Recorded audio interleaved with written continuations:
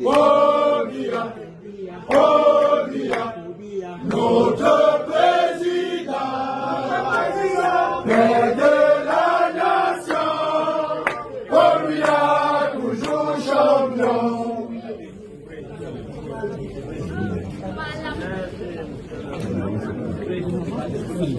Obia, Obia, notre président, père de la nation, Obia, toujours champion.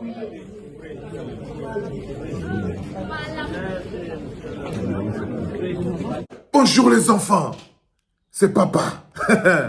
Mon mur est un asile psychiatrique à ciel ouvert et ma salle d'attente est toujours bondée les enfants. Bienvenue à la clinique. Quand je vous dis qu'on va se blesser, il ne faut pas avoir peur de ce terme, les enfants.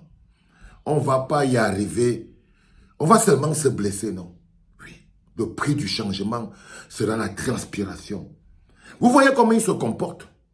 Quand vous voyez comment eux, ils se comportent, regardez Kavaye Yege Djibril, il est assis par terre, il n'arrive pas à bouger. Mais il croit pouvoir narguer un peuple debout, une jeunesse en colère étant assis sur son siège.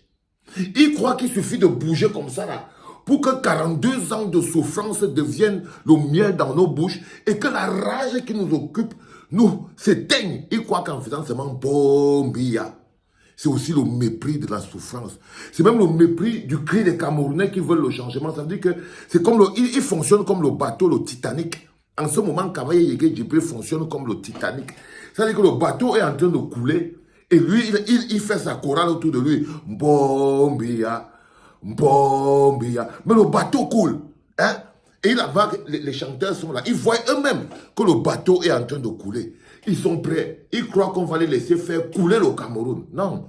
C'est le bateau RDPC qui va couler pour libérer l'espace dans le projet Cameroun pour que le projet Cameroun, lui, puisse survivre. Ce qui tire le projet Cameroun vers le bas, ce qui étouffe notre cohésion sociale, c'est le bateau RDPC. Et c'est lui qui est en train de couler. Il coule irrémédiablement. Mais quand vous voyez comment les mecs se comportent, quand vous voyez, par exemple, là on est sur Kavaye Yege Djibril, est-ce qu'il se comporte comme quelqu'un dont le bateau est en train de couler? Non, il se comporte comme quelqu'un qui est assis dans le Titanic.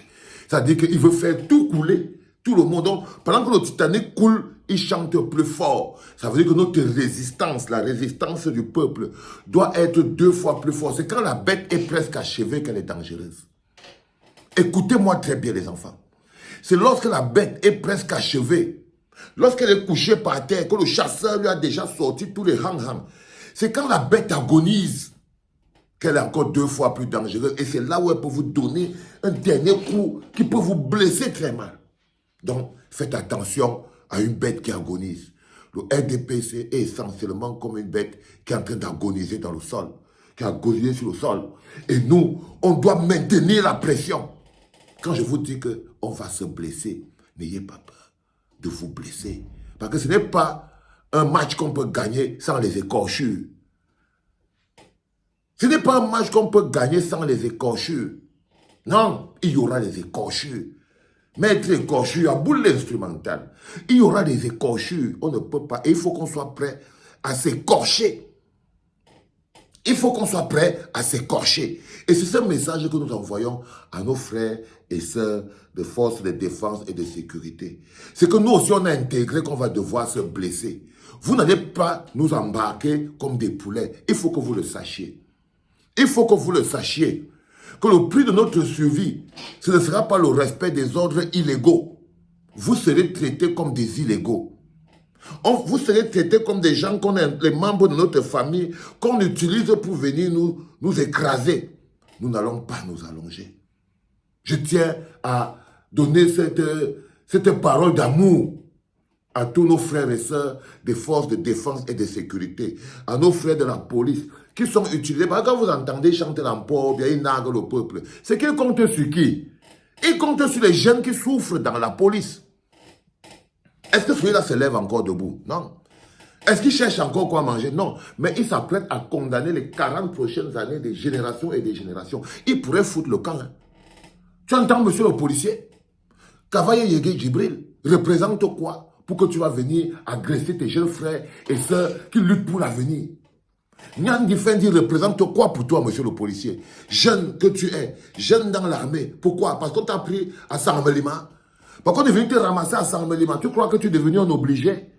Parce qu'on t'a embarqué de Toubourou, on t'est venu te poser là pour que tu viennes faire le sale. Non, tu mérites mieux que ça. Tu mènes un travail beaucoup plus noble que ça. Le maillot, la tenue militaire te donne le respect et la respectabilité mondiale jusqu'à ce que tu la mettes au service de la conservation du pouvoir. C'est pour ça que je peux vous annoncer avec certitude qu'on va se blesser. Si vous pensez qu'avant on voulait voir nos enfants grandir, mais vous vous trompez. On veut même les voir grandir dans le bonheur. On ne veut plus seulement les voir grandir. On a découvert que nos enfants méritent le bonheur. Et pour avoir le bonheur, il faut se blesser. Enlever des enfants.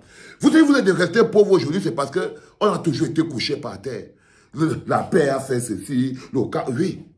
Lorsque vous mettez sur pied un process dans la paix et par les urnes, ça ne veut pas dire que vous êtes faible.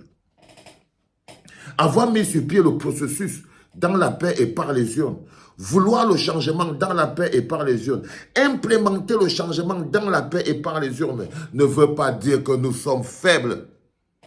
Ne veut pas dire que nous sommes condamnés à être piétinés. Ça ne veut pas dire que nous ne savons pas nous défendre. Ça ne veut pas dire que nous ne savons pas nous défendre. Oh, détrompez-vous. C'est parce qu'on sait que quand nous aussi on va essayer de se défendre, on n'est pas sûr que c'est vous qui allez pouvoir tenir. C'est l'amour. Quand on dit le changement dans la paix et par les urnes, c'est l'amour. C'est un projet politique basé sur l'amour. C'est un projet dont le carburant, c'est un projet politique dont le carburant est l'amour. C'est pour ça que ça s'appelle changement dans la paix et par les urnes. Mais ça ne veut pas dire qu'on a peur de Japsé. Mais ça ne veut pas dire. Là maintenant, les règles sont claires.